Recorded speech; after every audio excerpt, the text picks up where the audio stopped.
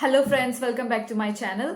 मैं हूं खुशी और आज हम वीडियो पे बात करेंगे इलेक्टोरल बॉन्ड्स के बारे में। इलेक्टोरल बॉन्ड्स क्या होते हैं, कौन उन्हें इशू कराता है, क्या वो पॉलिटिकल पार्टीज, कौन सी पार्टीज हैं जो एलिजिबल होती हैं इसके अंतर्गत, और कुछ और बेसिक नॉलेज ये हम अपने फर्स्ट पार्ट में जानेंगे। सेकेंड पार्ट में डिस्कशन करेंगे इंट्रोडक्शन के बारे में, मतलब कि कैसे इसको इंट्रोड्यूस किया गया, क्या इसका बैकग्राउंड है, यानी कि क्या इसमें किस ईयर में लाया गया था, क्या इसके अंदर टाइम टू टाइम अमेंडमेंट्स हुई हैं, उस अमेंडमेंट्स के अंतर्गत क्या कहा गया है। और थर्ड पार्ट में हम डिस्कस करेंगे कि अभी करंट स्टेटस क्या है, क्या सुप्रीम कोर्ट का जो वर्डिक्ट आया था वो एग्जैक्टली है क्या, उसके बाद जो भी स्टेप्स लिए गए वो सब कुछ हम जानेंगे इस वीडियो के थर्ड पार्ट में। तो सबसे पहले फर्स्ट पार्ट से डिस्कशन स्टार्ट करते हैं। इलेक्टोरल बॉन्ड्स होता क्या है। So what is electoral bond. Electoral bond होता है it's a type of instrument जिसके थ्रू हम पार्टीज को डोनेशन प्रोवाइड करते हैं, पॉलिटिकल पार्टीज को डोनेशन प्रोवाइड करते हैं। कोई भी इंडिविजुअल, कम्युनिटी, कॉर्पोरेट हाउसेस, कोई भी डोनेशंस प्रोवाइड कर सकता है पॉलिटिकल पार्टीज को।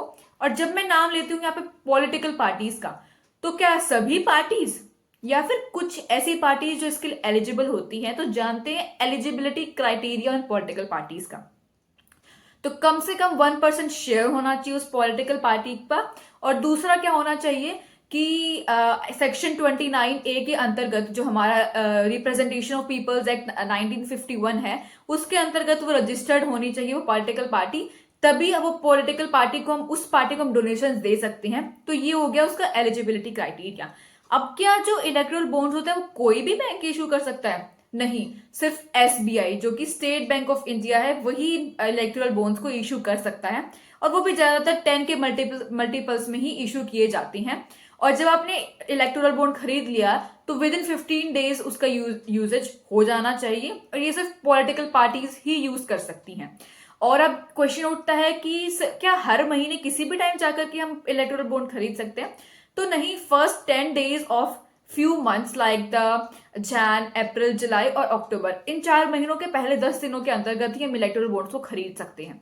तो ये हो गए कुछ बेसिक नॉलेज इलेक्टोरल बॉन्ड्स के बारे में। और दूसरा, इसके अंदर जो भी आपकी इंफॉर्मेशन होती है कि किसने इलेक्टोरल बॉन्ड खरीदा, किस पार्टी को दिया, कि वो पब्लिक के लिए ओपन नहीं होती है। वो एक एनोनिमस प्रोसेस होती है, कंप्लीटली नहीं पता होता किसने किसको कितना इलेक्टोरल बॉन्ड, कितना डोनेशन प्रोवाइड किया है। तो ये हो गया बेसिकली कि क्या एक बेसिक नॉलेज है। अब हम चलते हैं सेकंड पार्ट की तरफ, यानी कि हमारा सेकंड सब टॉपिक कि इसका बैकग्राउंड क्या है। तो इलेक्टोरल बॉन्ड लाए गए थे बीजेपी की सरकार के अंतर्गत ही, एक फाइनेंस बिल 2017 के अंतर्गत। अरुण जेटली जी एक फाइनेंस मिनिस्टर थे, तो उस टाइम पर इलेक्टोरल बॉन्ड्स को लाया गया था। और उस टाइम पे एक वर्ड्स इंक्लूड किए गए थे इसके अंदर कि other than the contribution in way of electoral bond, यानी कि अगर आप कोई भी डोनेशन प्रोवाइड कर रहे हैं किसी पॉलिटिकल पार्टी को मोर देन ₹2000, तो आपको इलेक्टोरल बॉन्ड के माध्यम से ही वो पैसा डोनेट करना होगा। ये बिल लाया गया 2017 के अंदर। अब कुछ अमेंडमेंट्स की गई हैं इसके अंदर काफी सारी अमेंडमेंट्स आई हैं, जैसे कि रिप्रेजेंटेशन ऑफ पीपल्स एक्ट, जिसके अंदर पॉलिटिकल पार्टीज को एग्जेम्प्ट किया जाता है कोई भी रिकॉर्ड रखने के लिए इन सारे बॉन्ड्स का। दूसरा है हमारे पास FCRA, यानी कि अगर कोई भी जो मेजर फॉरेन कंपनीज हैं जिनका इंडियन कंपनीज के अंदर बड़ा स्टेक है, वो भी पॉलिटिकल पार्टीज को डोनेशन दे सकती हैं। ये SCR वाले एक्ट के अंतर्गत आ जाता है। कंपनीज एक्ट 2013, जिसके अंदर क्या होता था कि कॉर्पोरेट हाउसेज जो होते थे उनको उन्होंने किस पार्टी को कितना डोनेशन दिया, किस साल में दिया, पूरा डाटा अपने पास रखना होता था। लेकिन यहाँ पे कॉर्पोरेट हाउसेस को एग्जेम्प्ट कर दिया जाता है इस पूरी उससे। सिर्फ इतना था कि आपको ओवरऑल ध्यान रखना होगा, रिकॉर्ड रखना होगा कि आपने कितना डोनेशन प्रोवाइड करा है, एक्सेप्ट होता थिंग्स कि किस पार्टी को कितना डोनेशन प्रोवाइड किया है। तो ये वाला। फिर आता है हमारे पास इनकम टैक्स हो गया। ये भी इसके अंदर भी अमेंडमेंट्स, इसके थ्रू भी अमेंडमेंट्स लाई गई थी, जैसे कि anonymous boards up to 20,000 and exempts donor from providing any name or the pen details। तो ये इसके अंतर्गत आ जाता है। अब इसके बाद इसके ऊपर इस इलेक्टोरल बॉन्ड को लेकर के काफी पेटिशंस भी फाइल की गई थी, जैसे कि CPIM पार्टी ने, communist party of India, Marxist ने पेटिशन फाइल करी थी। 2 मेजर NGOs ने भी पेटिशन फाइल करी थी, और उनका कहना था कि ऑपोसिटी नहीं है पॉलिटिकल फंडिंग के अंदर। तो इस बारे में उनका कहना था। तो लेकिन अभी कुछ दिन पहले की ही बात है, डेट इज 15 Feb 2024। तो उसके अंदर उस दिन सुप्रीम कोर्ट ने SBI को ऑर्डर दिया मतलब कि सबसे पहले तो उन्होंने कहा कि जो इलेक्टोरल बॉन्ड है वो अनकॉन्स्टिट्यूशनल है, और ये राइट टू इंफॉर्मेशन जो पब्लिक के लोगों की भाई राइट टू इंफॉर्मेशन की जो फंडामेंटल राइट है आर्टिकल 19(1)(a) के अंतर्गत उसको वायलेट करता है। तो आपको जितनी भी इंफॉर्मेशन है, एसबीआई को कहा गया जितनी भी इंफॉर्मेशन है वो सारे के सारे इंफॉर्मेशन इलेक्शन कमिश्नर को प्रोवाइड करनी पड़ेगी। फिर इलेक्शन कमिश्नर अपनी साइट के थ्रू लोगों को बताएंगे कि किस तरीके से किसने क्या क्या डोनेशन दिया गया है। तो अभी ही ये पूरे डाटा को पब्लिश किया गया था। तो पब्लिश डाटा के अंदर मेजरली 2 रिपोर्ट्स थी, यानी 2 पार्ट्स में उसको डिस्ट्रीब्यूट किया गया था।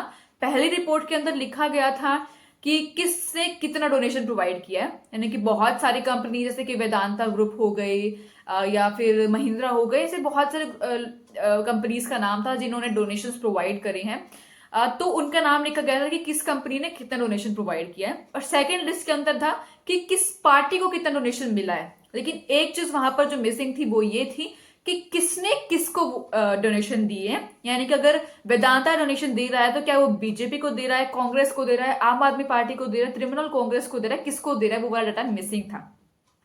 तो इस पे एसबीआई का कहना था कि उन्होंने पहले भी ये बात कही थी कि ये सारी इंफॉर्मेशन कलेक्ट करने में उनको टाइम लगेगा, क्योंकि इलेक्टोरल बॉन्ड्स पे मेजरली एक यूनिक कोड होता है जो हेल्प करता है उनको ट्रैक करने में इलेक्टोरल बॉन्ड्स को।